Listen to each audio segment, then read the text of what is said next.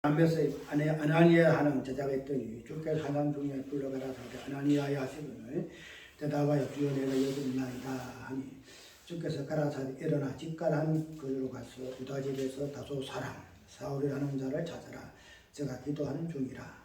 제가 아나니아라 하는 사람이 들어와서 자기에게 안수하여 다시 보게 하는 것을 보았느니라 하시거늘 아나니아 대답하다 주의 사람 대하여 내가 여러 사람에게서 더 싸움져 그가 예루살렘에서 주의 성도에게 적지 않은 해를 끼쳤다 하더니 여기서도 주의 이름을 부르는 모든 자를 결박할 근처를 대제사장들에게 받았나이다 하거늘 주께서 가라사대 가라.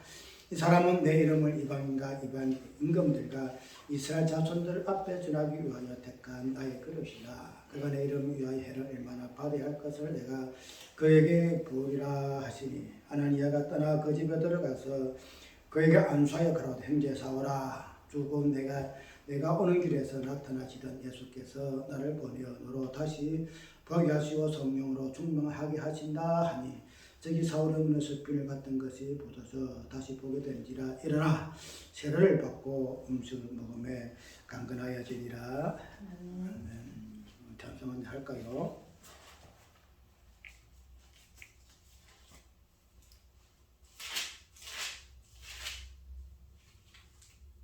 (187장) 180장입니다. 반성한다고 187장 찬송.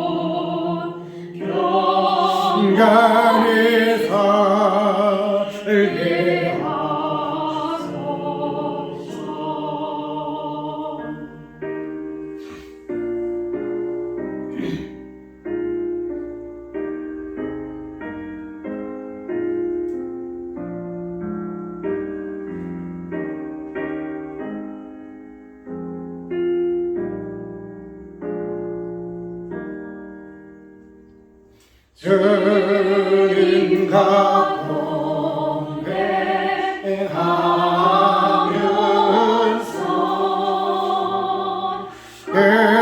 거룩한 길로 걸어가며 진리의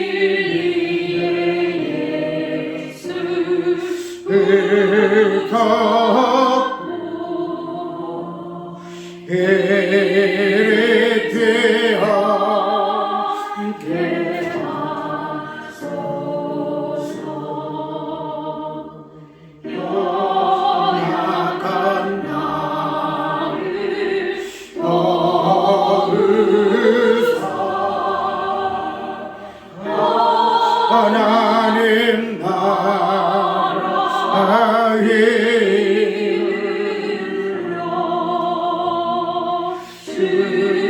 주님의 품에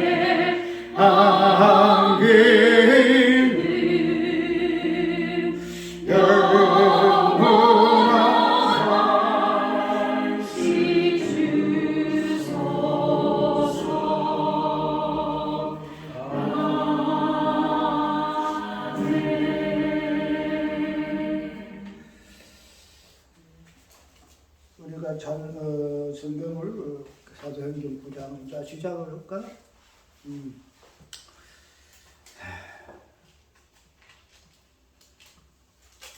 그래서 봤는데 이 사도행전을 지금 몇 번 하죠. 부활절 기점 해가지고 계속 하죠. 그런 부분들이 하나님의 아들, 그 다음에 예수는 그리스도시다 하는 그런 부분까지도 이렇게 연결해서 쭉 해나가고 있는데, 그렇게 하는 부분들이 이제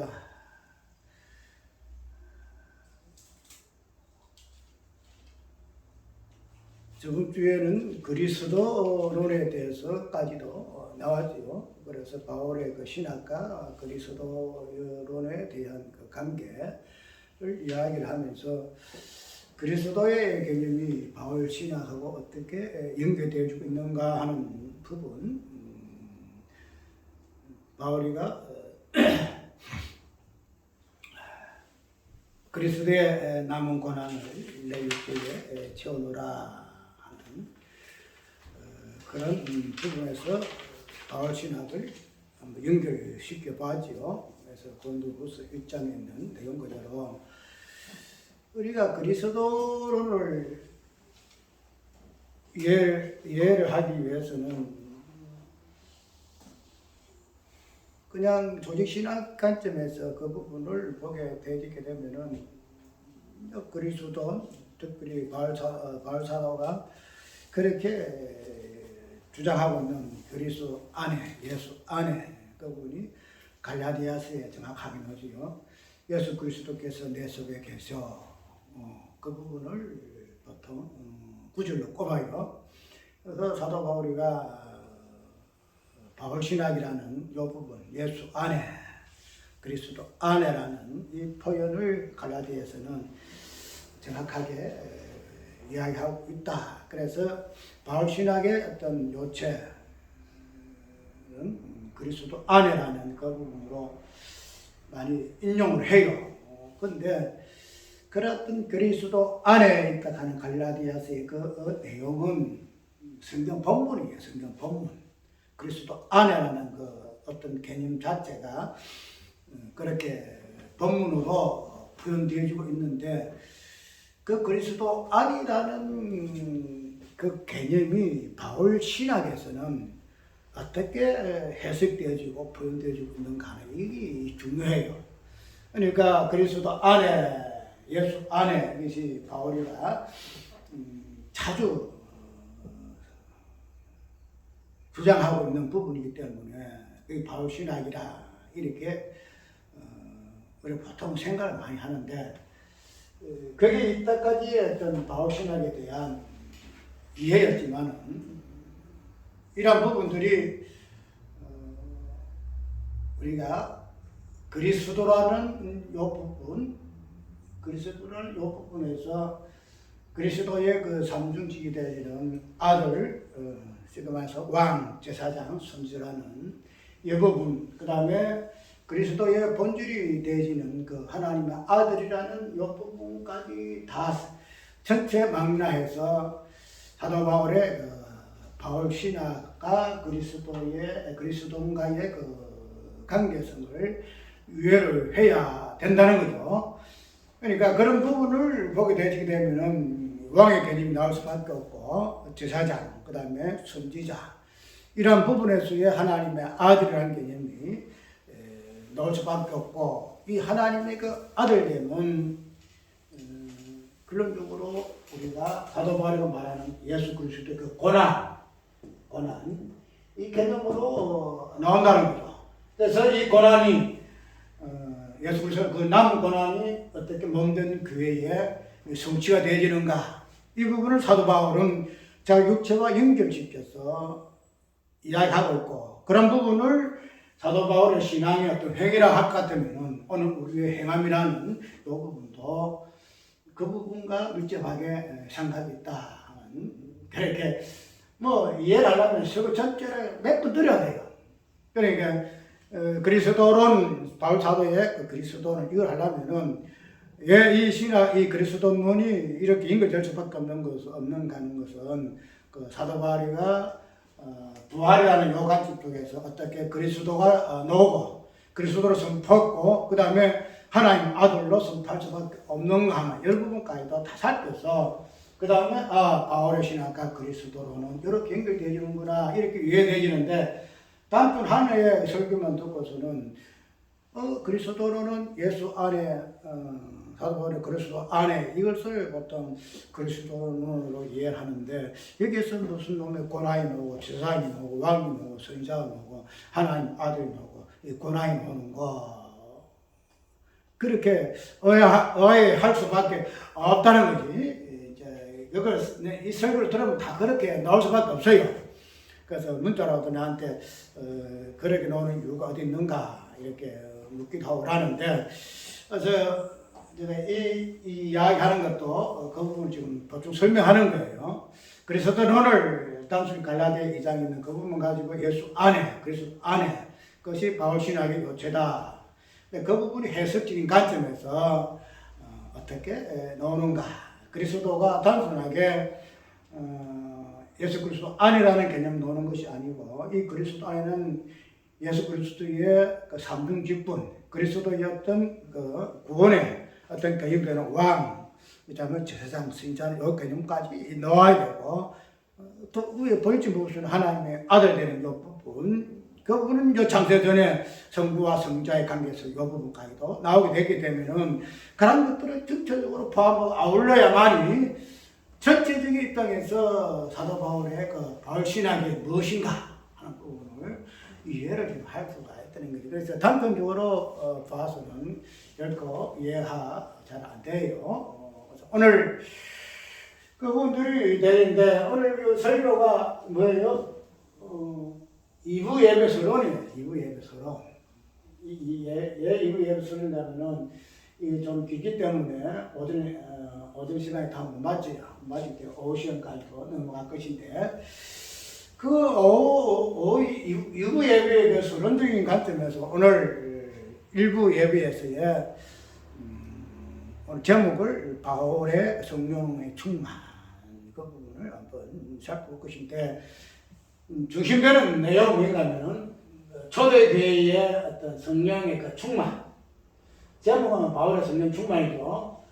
그런데 이 제목을 이렇게 다 적을 수 없어가지고 간단하게 바울의 성령 충만이라고 했는데 초대교회의 그 성령의 충만과 바울 초대교회는 유대인이라고 이렇게 이해를 하고 해봅시다. 유대인으로 의해서의 초대교회 성령 충만과 바울의 그 성령 충만과의 그 연계성 오늘 본문에서 분명히 사도 바울이가 성령 충만을 받는 그러한 본문이 이렇게 나오는데 그러한 사도 바울의 성령의 그 충만이라는 그 개념이 성경의 특별히 사도행전의 초대교회에 출발이 되어지는 2장에서 그 성령의 그 충만성과의 연계점이 있는가 없는가 하는 이 부분을 우리가 한번 살펴보고 그러한 연결점은 무엇이 주짐으로 말미암아 연결이 되어지는가 하는 이 부분을 기도의 개념으로 그 다음에 사역의 개념으로 그다음에 정체적인 본질 부분에서 성령의 부분을 다루게 되면 굉장히 길어요. 그런데 어떤 이 부분은 5까지도 나오기 때문에 간단하게 한번 살펴보려고 그래요. 그래서 어떤 본문을 가지고 설교를 본문 강의를 하게 되게 되면은 이런 부분을 좀 다룰 수가 없겠죠. 그냥 단순히 본문에서 표현하는 부분만 하게 되는데 그러나 신학적인 부분을 가지고 살펴보게 되기 때문에 이런 부분까지 다 나오죠. 특별히 바울의 그 성령 충만, 아나니아라는 사람을 통해서 왜 하나님께서 예수께서 바울에게 성령을 충만하게 하시는가 하는 이 부분은 그냥 사도 바울이가 해결했고 이제는 오늘 본문에 있는 그대로 택한 그릇이기 때문에 이방인에게 복음 전하기 위해서의 주의 사도로 부르심 받았기 때문에 우리가 성령을 충만으로 이렇게 할 수밖에 없다 하는 그런 일단 단순하게 생각할 수 있을는지 모르지만 그러나 그런 것을 1차적으로 이해를 하고 그 부분을 우리가 기점을 해가지고 더 큰 폭으로 전체적으로 바울의 어떤 인물이 상징적으로 보여주는 그 부분이 무엇인가 하는 부분을 보게 되게 되면은 단순히 사도 바울의 어떤 개인적인 관점에서 이 성령 충만이 있다는 것이 아니다 이 말이죠. 왜냐하면은 바울은 어떤 관점이에요? 유대교와 이방인 교회의 어떤 그 부분을 가르는 인물이에요. 12사도는 초대교회, 유대인 교회의 어떤 사도들이잖아요. 그런데 바울은 누구 사도예요? 이방인 사도거든요. 그러니까 유대교회와 이방인 교회의 이 두 부분을 나누는 그 인물적인 부분이 뭔가 하면 이방인으로서의 바울이더라. 이렇게 돼. 그러면 사도 바울의 이 성령 충만은 단순하게 그냥 아까 이야기한 그런 관점에서 사도 바울의 성령 충만은 아니고 초대교회에 왜 성령 충만이 성령의 오순절에 임할 수밖에 없는 그 당위성을 바울의 성령 충만도 같이 포함하고 있다는 거지. 그런 부분을 우리가 보게 되게 되면 이게 사도행전 그 전체에 성령이 약속의 어떤 개념대로 올 수밖에 없는 충만으로 들어올 수밖에 없는 그런 부분들을 우리가 깊이 있게 한번 상고해 볼 수가 있다는 거죠. 그러면은 일단은 사도 바울의 성령 충만은 1차적으로 뭐가 연결되어 있는가 하면은 유대교, 특별히 초대교회는 뭐 이방인 교회와 유대교회 전체를 아우르는 그 교회 개념인데 특별히 초대교회에서의 유대교회 입장에서의 그 부분과의 연결되어 있다는 거죠. 연결. 왜냐하면은 이 바울이라는 이 인물을 통해서 나오는 이방교회는 그냥 단독적인 교회가 아니에요. 이방교회를 하니까 이방교회는 이방교회고 유대교회는 유대교회고 그래서 그냥 딱딱 분리된 개념으로서 교회가 아니고 이 이방교회라는 이 개념 속에서는 무엇을 포함하는가 하면 유대교회를 같이 포함하고 있는 이 교회가 이방교회예요. 그렇기 때문에 이 이방교회에서의 어떤 그 부분을 설명하는 이 바울에 대한 이 조명을 단순하게 그냥 바울 이방교회 이렇게만 보서는 안 되고 이방교회 안에 있는 그 초대교회에서의 유대교회 그 부분에서 무엇을 그 부분이 필요하고 있는가 하는 부분들을 통해서 이방교회의 이 부분까지도 연결시켜서 보아야 한다는 거예요. 그래서 그 부분이 오늘 살펴볼 부분이 뭔가 하면 성령의 충만이다 하는 부분을 우리가 살펴보려고 좀 그래요. 저번에 이 부분에서 우리가 저번에 몇 번 설교에서 살펴볼 부분이 뭐예요? 어떤 연결점이죠. 저점에 성경의 연결점이 무엇으로부터 시작되는 것은 창세기부터 쭉 해가지고 그 다음에 아담으로부터 시작해서 그 다음에 아브라함 언약 그 다음에 누구예요? 모세 언약 그 다음에 야곱 언약 쭉 나가가지고 다윗 언약 해가지고 그 다음에는 언약 관점에서 성경 전체의 그 부분을 한번 살펴보고 있죠. 연결점이 무엇인가 하는 부분. 그래서 그런 부분에서 어떤 정확한 맥이 나와야 되고 벌칙 부분이 나와야 된다 하는 부분을 나왔는데 그런 부분에서 어떤 그 연결점 단독 떨어지는 장세기 있는 것이 아니고 출애굽 있는 것이 아니고 성경 66권이 하나의 어떤 개념으로 연결되어지는 부분으로 우리가 설명한 부분이 있는데 그것은 성경 전체 개념의 연결성만 있는 것이 아니고 오늘 보게 되어지게 되면은 우리 교회적인 관점에서도 이 부분은 연결되어 있다는 거죠. 아까 이야기한 대로 이방교회는 이방교회대로 유대교회는 유대교회대로 이렇게 딱 각각 분리되어 있는 개념이 아니고 유대교회 안에 이방교회, 이방교회 안에 유대교회. 그래서 그런 부분들을 우리가 신앙의 어떤 행위적인 부분에서 우리가 어떻게 신앙생활을 하는 내가 제일 신앙생활을 하여야 할 어떤 그 본질적인 부분이 무엇인가 하는 부분까지도 더듬어 봤지요. 그래서 우리가 이때까지는 내가 신앙생활을 함으로 내가 믿음 생활함으로 그리고 처음에는 어떻게 생각했죠? 내가 구원받는다 이렇게 우리가 예언했잖아요. 내가 신앙생활, 내가 구원받기 위해서는 내가 믿음이 있어야 되고 내가 신앙생활을 해야 되고 이렇게 배웠는데 결국적으로는 우리의 신앙과 우리의 행위는 나를 위한 행위와 나를 위한 신앙, 나를 위한 구원이 아니다 하는 부분까지도 나왔잖아요. 그래서 이 부분이 사도 바울이가 무엇으로 몸된 교회를 위해서 고난받는 것이 자기를 위한 고난이 아니다. 자기가 고난받고 십자가 짐으로 말미암아 자기가 믿음 생활함으로 말미암아 자기가 구원받기 위한 것이 아니고 어때요? 몸된 교회가 자기 고난을 통해서 위로받기 위해서 사도 바울이 고난받았다 그랬죠. 그러면은 우리의 어떤 나 개인이라는 이 부분을 떠나서 나 교회는 전체를 위해서 또 다른 사람을 위해서 존재하는 것으로 내 신앙의 어떤 구원의 그 어떤 본질이 나를 위한 구원이 아니고 지체를 위한 구원, 지체를 위한 구원.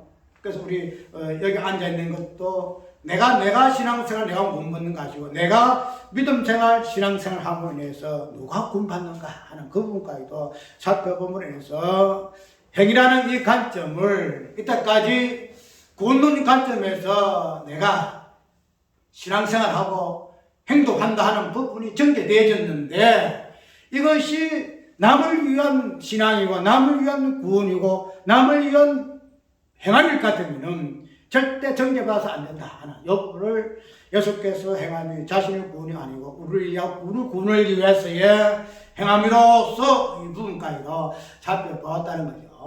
그래서 이렇게 되면은 모두가 연결돼요. 모든 것이. 나를 개인할 수 있는 건 아니잖아요. 내가 신앙생활하고 나라는 존재 그 자체도 남을 위한 거. 그래서 이 부분들이 교회론에서는 그 지체 개념, 머리와 손과 발, 눈과 귀, 이 부분들이 어떻게 연결돼서 그리스도 몸으로서 장성한 분란까지 이렇게 자라는가, 충만하게 되어지는가 하는 부분들이 우리가 나 개인을 떠나서 절대 줄 수가 없어요. 나 개인. 그 부분에서 우리가 행함이라는 이 부분까지도 더듬 살펴봤기 때문에 이제 이런 것들이 이제 9장에서 이제 전체적인 관점에서 이방 교회와 그 다음에 유대 교회와의 어떻게 그 부분들이 연결되어지고 있는가 하는 부분으로 오늘 사도 바울이가 성령 충만을 받는 부분에서 한번 살펴보려고 그래요. 그래서 바울의 성령 충만이 아니고 이 성령의 그 충만이 어디에서 기인했는가, 어디에서 시작되어졌는가 하는 그 부분을 오늘 잠깐 한번 살펴보려고 그래요. 자, 그렇게 되면은 우리가 이 성령 충만이라는 이 부분이 사도행전 1장, 2장에서의 초대교회, 특별히 유대교회의 지자들의 입장에서 이 성령의 그 충만은 어떠한 관점에서 약속되어졌고 어떻게 이 부분들이 하나하나 진행되지 못미암아 오순절에 그 성령 강림이 성취가 되어졌는가 하는 부분을 한번 살펴보고 그런 부분으로서의 사도 바울의 그 성령 충만도 동일한 관점에서 이 부분이 해석되지 한다는 거, 그 부분을 오늘 서론적인 부분 잠깐 한번 살펴보려고 그래요. 자, 우리가 아까 성시 시간에 읽었던 사도행전 그 2장에 있는 그 내용, 1장에 있는 내용에 1장에 14절에 보면 여자들과 예수의 모친 마리아와 예수의 아우들로 더불어 마음을 같이 하여 전혀 기도에 힘쓰리라 하는 이 부분을 1차적으로, 그 다음에 두 번째는 사역적인 부분, 왜 성령이 약속으로 주실 수밖에 없고 왜 초대교회가 성령을 받아야 할 이유가 어디에 있는가 하는 이 부분, 그 부분을 사역적인 부분에서 어떤 내용으로 사역이 이야기되어지고 있는가 하는 부분까지만 잠깐 살펴보려 그래요. 그래서 오늘 성령이 이제 2장에서 무슨 절에 성령이 임하시는데 이 성령의 임하시기 때의 그 초대교회의 제자들의 모습을 1장에서 잠깐 이야기하고 있잖아요. 그래서 이자들과 예수의 모친 마리아와 그 13절에 보아지게 되면 12제자의 이름들이 다 기록되어 있죠. 그래서 베드로, 요한, 야고보, 안드레, 빌리, 도마, 바돌로메, 마태, 알페오의 아들 야고보, 바렌, 시몬, 야고보의 아들 유다. 그래서 이 12제자가 다 다락방에 모여 있잖아요. 모여 있으면서 어떻게 돼요? 기도를 해요. 기도를 하는데 그 기도를 할 때에 이제 하고 난 후에 15절부터는 뭐라가 나와요? 기도한 부분에서 성령이 임하시기 전에 어떤 그 내용이 또 하나 기록이 되어 있잖아요.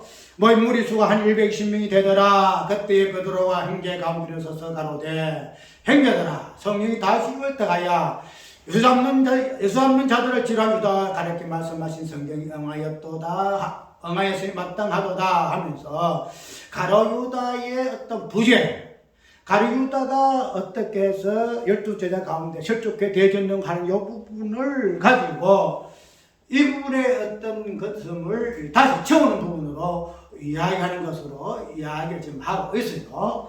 그런데 이 뒤에 내용은 기도하기 위해서 12제자들이 모여있고 또 많은 무리들이 모여 기도하는 이 부분에 이어서 가롯유다의 이 부분을 가지고 가롯유다가 왜 12사도에서 실족하게 되었는가, 그 다음에 실족에서 어떻게 다시 12사도가 이렇게 다시 채워졌는가 하는 부분까지도 이야기를 하고 있는 것이 1장 끝이죠.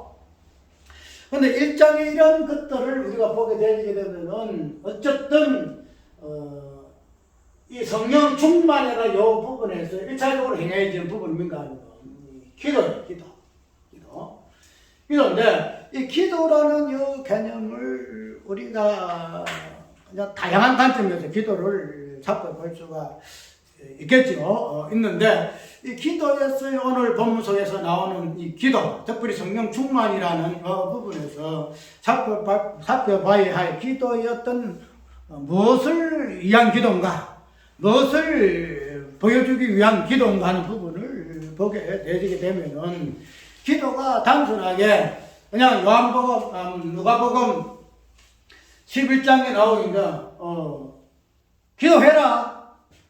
하나님께서 아버지께서 왜 너에게 좋은 거 성령을 주시지 않겠느냐 하는 그 기도의 어떤 부분과 성령의 어떤 부분과 연결점에서 기도를 이야기한 보담도 오늘 본문에서 나오고 특별히 사도 바울에서의 이 기도의 개념과 연결시켜 볼 것 같으면 이 기도는 단순하게 성령을 우리에게 주시옵소서, 전국 우리에게 주시옵소서 하는 이런 기도의 어떤 관점에서의 저 성령을 받기 위한 기도에서의 기도로는 개념으로 우리가 이해하기보다도 이 기도 특별히 초대교회 입장에서 사도들이 하며 기도의 어떤 의미가 어떠한 기도인가, 특별히 사도 바울이가 성령 받기 전에 그 기도의 그 내용도 의미도 무엇을 의미하는 기도인가 하는 부분을 보게 되게 되면은 단순하게 성령을 주시옵소서 하는 기도가 아니더라 말이다. 우리가 바울이가 기도하는 이 모습을 보게 되게 되면은 바울은 초대교회에서는 분명히 기도 무슨 기도예요? 예수께서 기도하라 그랬잖아요. 기도하라고 그러고 기도의 의미가 뭐예요? 성령 받기 위한 기도거든요. 그런데 바울이가 그 9장에 나오는 사도 바울의 기도는 성령 충만을 받기 위한 그런 기도가 아니에요. 무슨 말이냐면은 기도를 하긴 해요. 어디 보면은 9장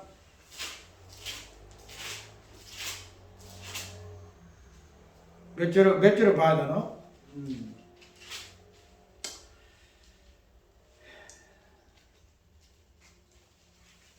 자, 한번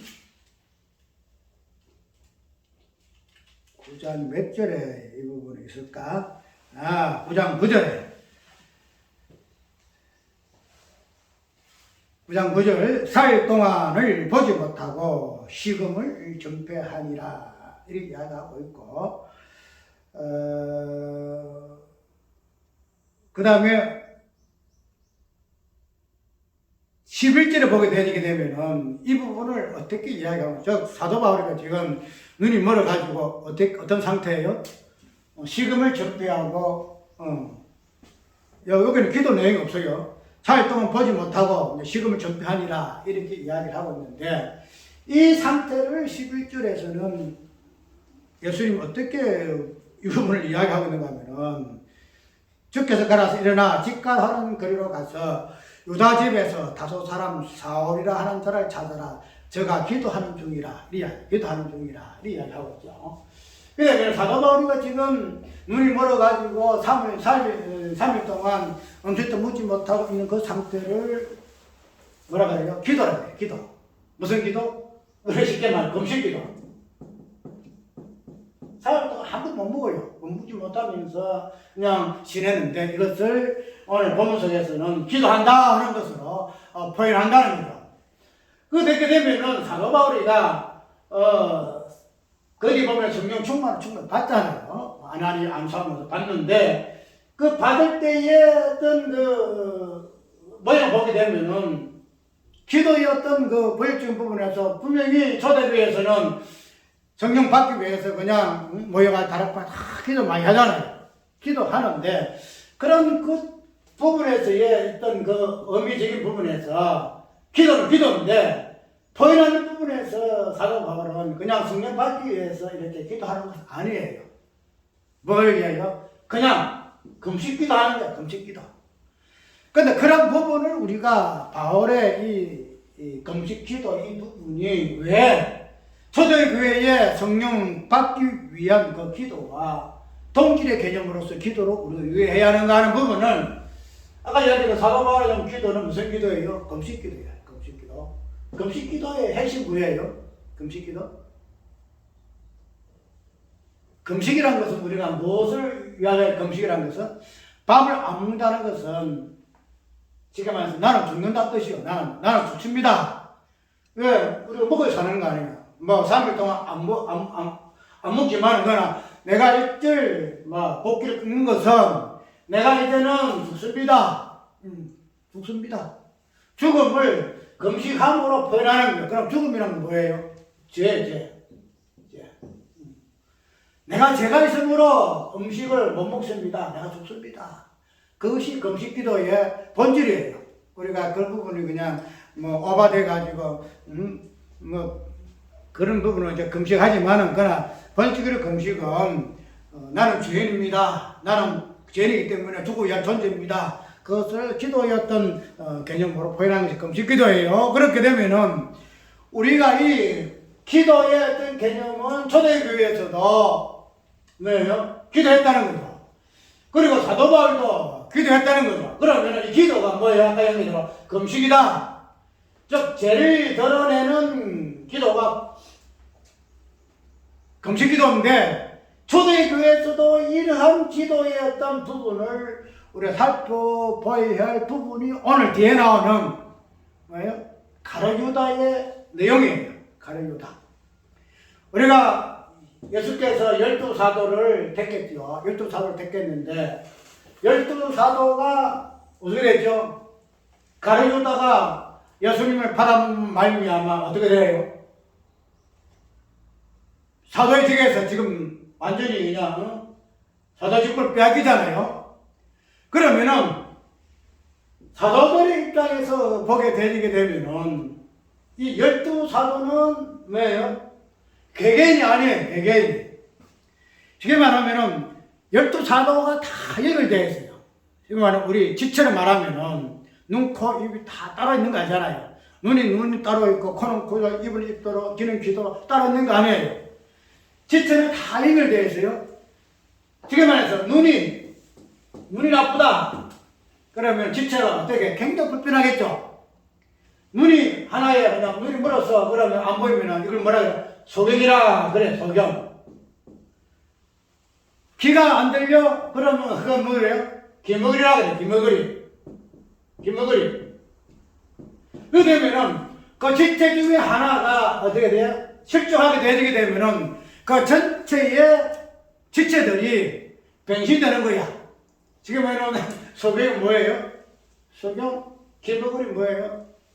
죄인이잖아, 죄인. 그 소경 바지 오매 나오고, 뒷머리 나오고, 안전뱅이 나오고, 그러잖아요. 자, 이러한 어떤 개념들은 전부 죄가 죄인이 무엇인가 하는 부분을 성경은 보여준다는 거죠. 그러면은, 12사도 중에 하나, 가룟유다가 실족했다 할 것 같으면은, 어때요? 가룟유다의 어떤 죄만 되는 거예요?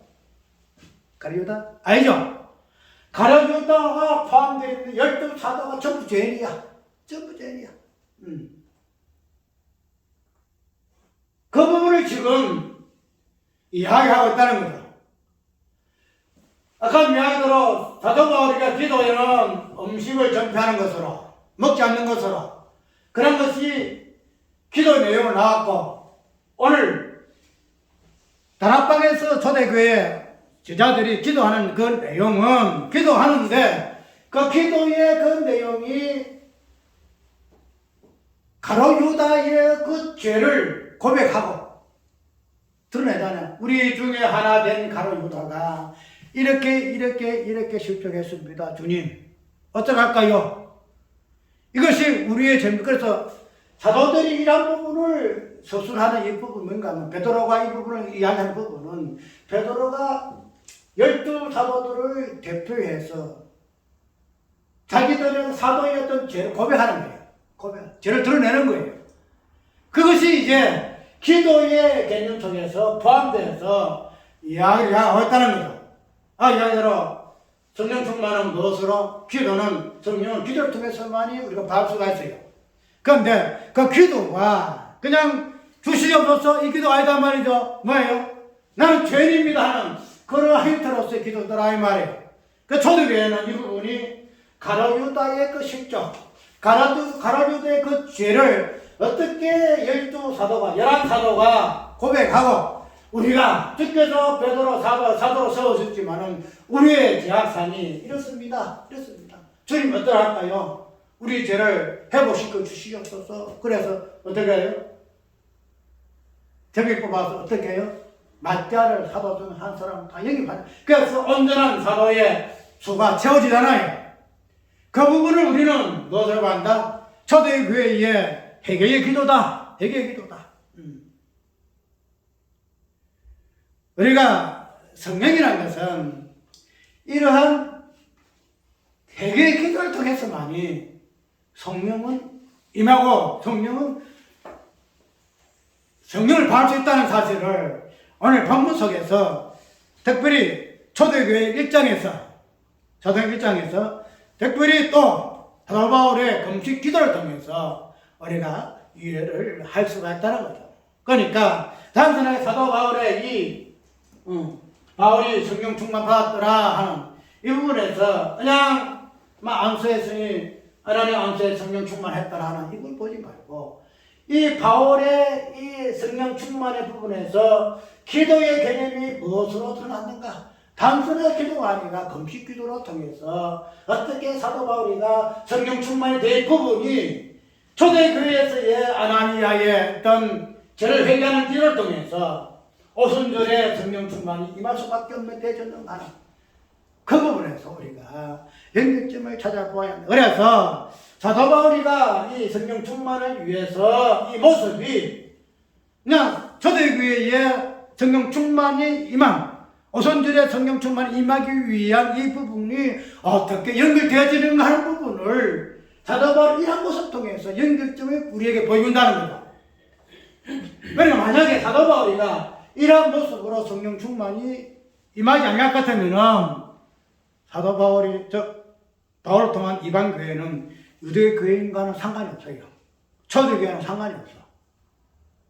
왜? 유대 교회나 이방 교회나 똑같아요.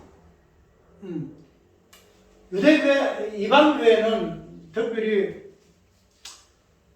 우리가 유대 교회라는 이 부분을 본질적인 부분을 보여주는 존재가 이방교회거든요. 그러니까 거기 되면은 우리가 유대교회, 이방교회라는 이 부분을 나누기 보다도 그러나 이방교회라는 이 교회론에서의 보여지는 부분이 유대교회의 이방교회라는 그 전체적인 부분에서 차지한 비중 그 의미가 무엇인가 하는 부분을 보게 되면 이방교회 부분이 굉장히 본질적인 부분을 보여줘요. 왜? 유대교회는 뭐랄까? 유대교회는 우리가 로마서 보게 되게 되면은 이방인이 그 충만한 수완하고 유대인의 개념이 뭐죠? 그래서 유대인이 실족해 되졌더라.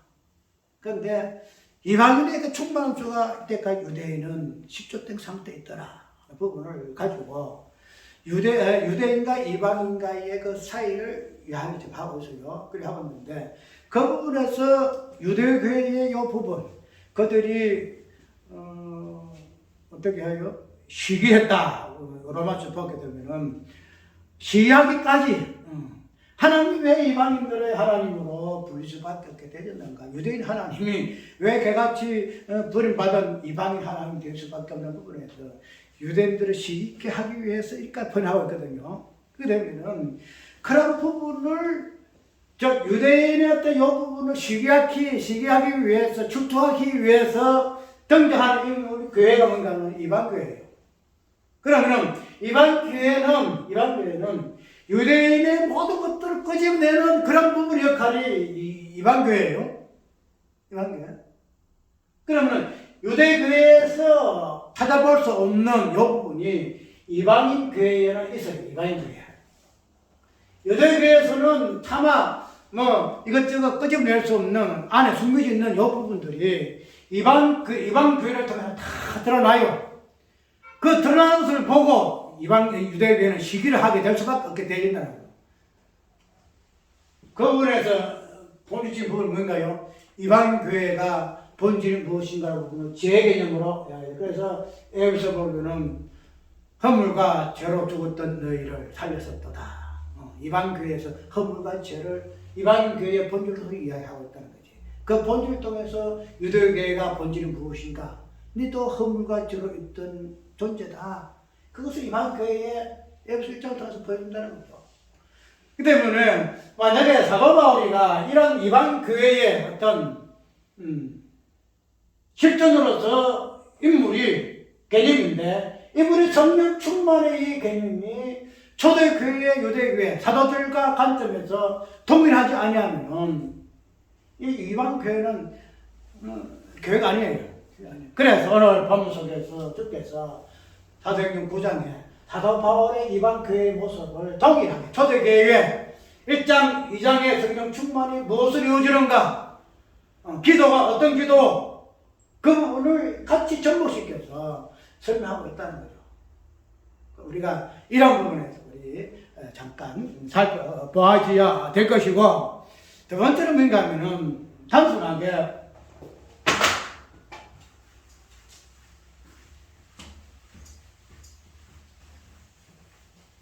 나는 하나님 은혜 감사해요. 감사한 그런 하면은 좀 은혜가 제가 더한 곳에 은혜가 더한다고 이런 사람에게 은혜 주시면 참 고맙게 감사하게 생각해요. 감사하게 생각하는데 우리가 이 기도를 통해서 성경 충만을 우리가 한번 살펴봤는데 그 다음에 이 사회적인 부분에서 우리가 사도 바울이가 이방 교회가 유대교회, 초대교회와 연결되어 있지 아니하게 되면은 이방 교회는 교회가 아니에요.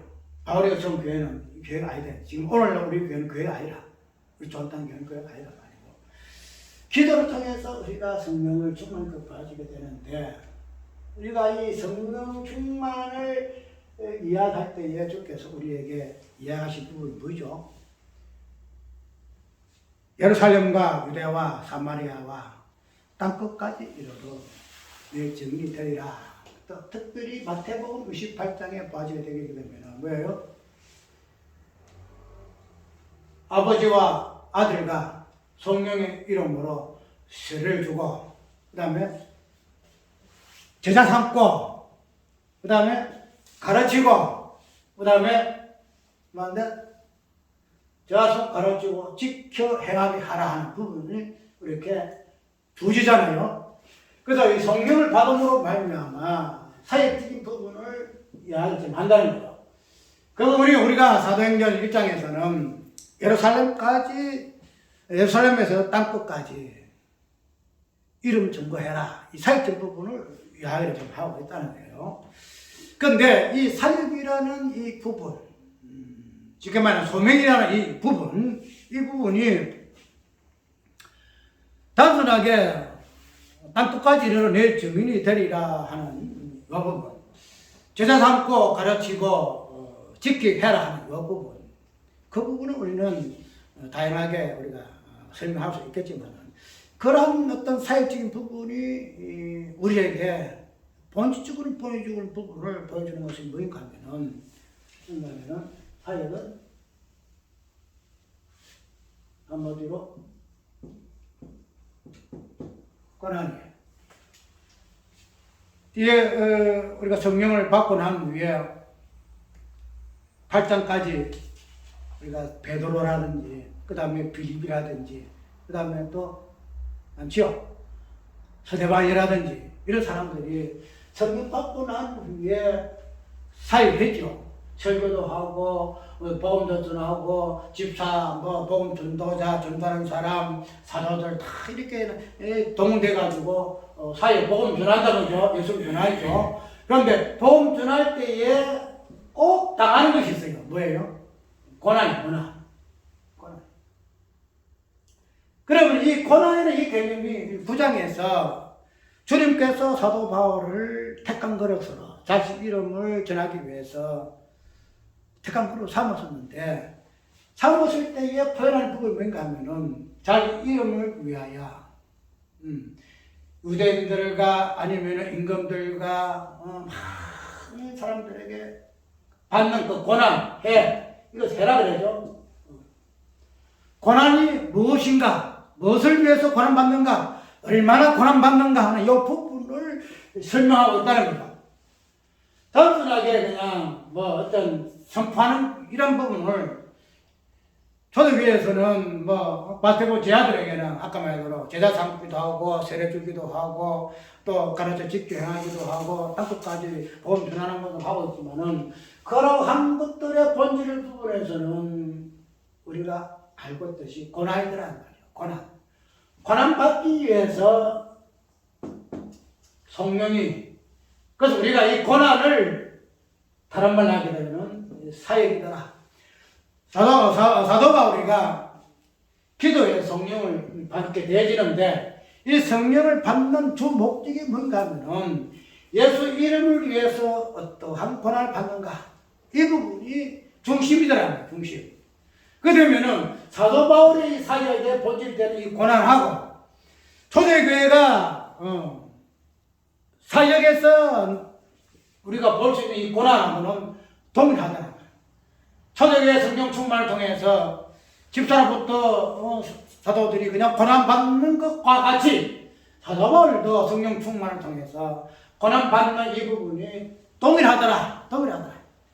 그래서 하나부터 열까지 똑같아요. 닮은 꼴이에요.